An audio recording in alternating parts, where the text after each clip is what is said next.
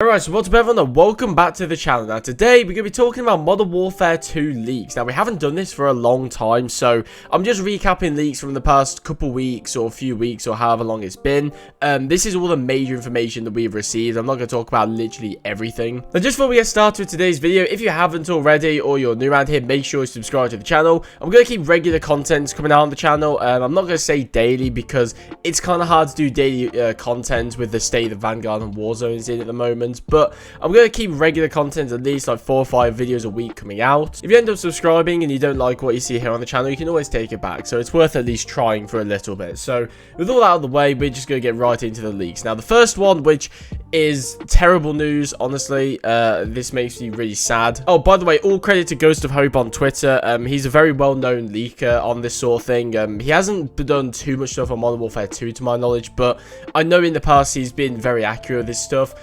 But the first thing we're going to be talking about, Rose, the operator, is going to be coming back to Modern Warfare 2, which is really, really sad news.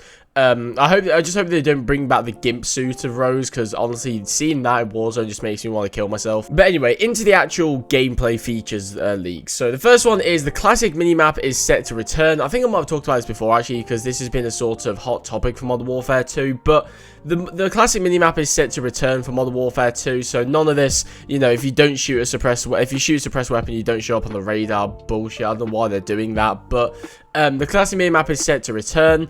Next up, the map design for Modern Warfare 2 will be more 3-lane. So, obviously, standard maps in Call of Duty are usually 3-lane anyway, but with Modern Warfare 2019, they tried to change it up a little bit and sort of have a classic Modern Warfare formula where it wasn't strictly 3-lane, it was just sort of anything goes. It was a lot more complex design, having multiple lanes, having a lot of verticality in the Modern Warfare maps. But this year they're going to go back to the sort of classic 3-lane, which they did do for DLC maps like Candor Hideout, Cheshire Park, Hackney Yard, Gunrunner. You know, all those maps do have a sort of 3-lane design to them, and to be honest, those are some of the best maps in Modern Warfare 2019. The rest aren't that good, so to see that more classic 3-lane design return is definitely a great thing. Next up, everybody's favorite thing from the Call of Duty franchise, Last Stand, is going to be returning as a field upgrade. Now, if you don't know what a death streak is, you are definitely somebody who came into this franchise quite later, but a death streak is basically where if you died, like say 5 or 6 times in a row, you would get a sort of final stand thing which would help you get more kills and sort of get back into the game. Last Stand was one of those things where it would be sort of like Warzone, where you would go down instead of just dying, and you'd be given a pistol and you'd be able to kill a few people before you fully bleed out, and that's essentially what Last Stand is. But this year it's set to return as a field upgrade instead of a death streak. So death streaks aren't coming back, don't worry. I think they realized not to do that, but for some reason they haven't realized to not bring back Last Stand. It's going to be as a field upgrade, so it's not as bad, but the fact that it's there is always just so annoying. It's like armor, let's say, in multiplayer. Like, it's not a thing you always encounter. It's not something that constantly changes the flow of the game, but it's there. The fact that you can run into it sometimes is what's annoying, and it's the same with this Last Stand thing. This isn't obviously going to be a deal breaker or anything like that. It's just one of those things where it's going to be there, so it's sort of annoying, and we'll just have to live with it for a year or two. But anyway, next up, the Dolphin Dive is set to return for Modern Warfare 2, and they're also going to have the slide as well, which is very interesting. So the way that's going to work is that if you tap the button, then you're going to do a slide, and if you hold it, you do a dolphin dive. Now the biggest question for me is, what if you want a drop shot? Now I know drop shotting is sort of a, you know, a very sweaty playstyle sort of thing, but what if you do want a drop shot and you tap it while sprinting? You're going to end up doing a slide instead of a drop shot, and that's why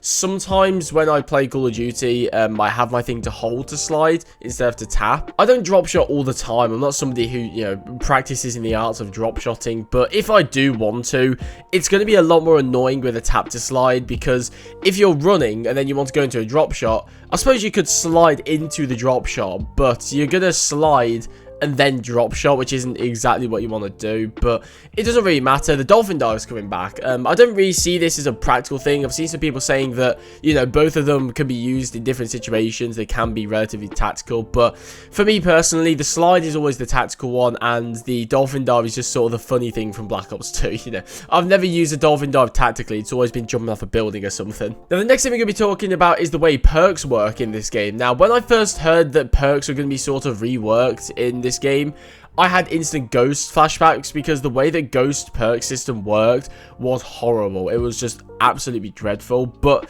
thankfully it's not that, so don't worry. The way that it works is that you're going to be able to pick 2 perks from tier 1 and 1 perk from tier 2 and 1 perk from tier 3. So essentially, what this means is that you'll have 4 perks in your creator class. Now, the tier 1 slot is going to be more playstyle focused, I've heard, so I don't know if it's going to be things like Overkill and Ghost, you know, the more powerful but playstyle focused ones, or just something like Double Time, Tune Up, you know, something a little more passive. We don't know exactly what it's going to be, and because Ghost of Hope hasn't detailed specific perks and how they work. But by the sounds of it, it seems like the tier 1 perks are going to be more passive. They're going to be like Double Time, like Tune Up, like the examples I gave, where it's not going to be something that you fundamentally have to use. It's going to be more preference based, which, if that is true, that just adds more customization. And I love the sound of that, and you know, it mixes up the gameplay.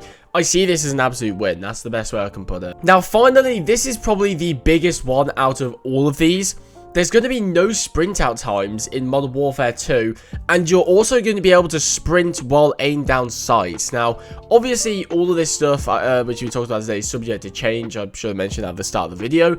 But this one, to me, sounds really, really interesting. Now, I'm somebody who likes to rush in Call of Duty, right? I'm not somebody who likes to camp and mount and whatever, or even like play tactically. I'm somebody who likes to run around like an idiot with an SMG or assault rifle and try and get as many kills as I can. Even if that doesn't mean I get high kill streak games, I'd rather just get high kills. So hearing the no sprint out times thing, in my opinion, is fantastic news. And the only reason I say that is because recently we've had such slow sprint to fire times, it's drastically reduced the pace of the games. And this has been ever since Modern Warfare 2019, where sprint out times have been like 200 plus milliseconds for the standard guns. Maybe you can get to 150 with some SMGs or something like that, but I think that slower sprint out times are a direct result, or I suppose a direct reason for why the pace of the games recently have been so slow. Now, Vanguard, I would say the pace is pretty quick. That main reason is for Blitz, but I don't really see Vanguard as much of a problem. But if you think Modern Warfare 2019,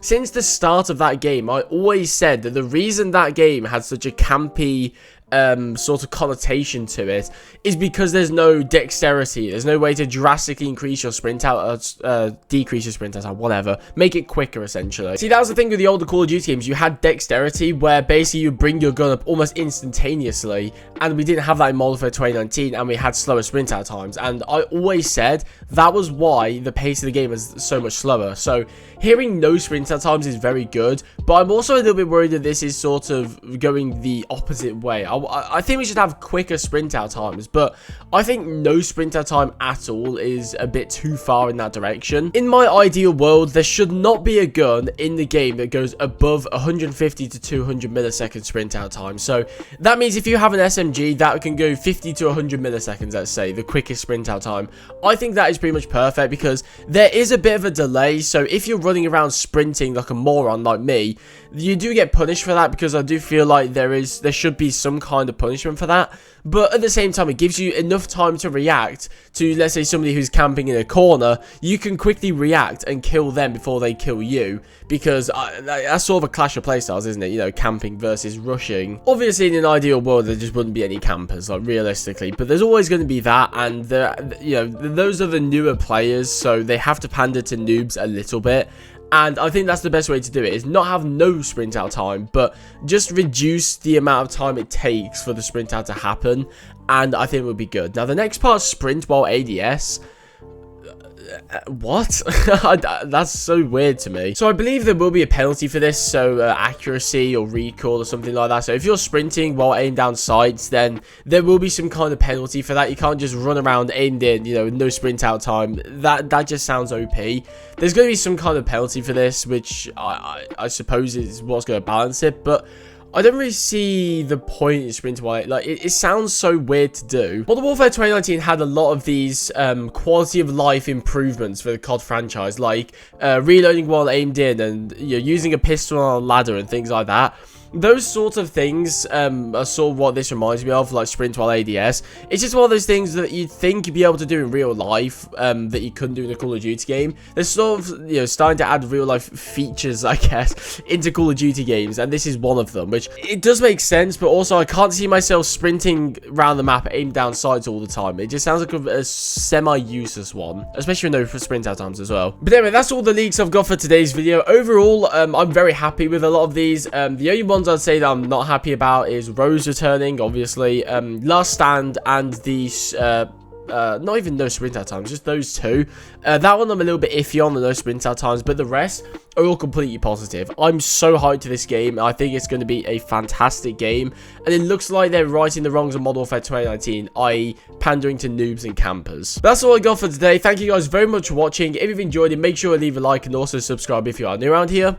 And yeah, I'll see you guys in the next one.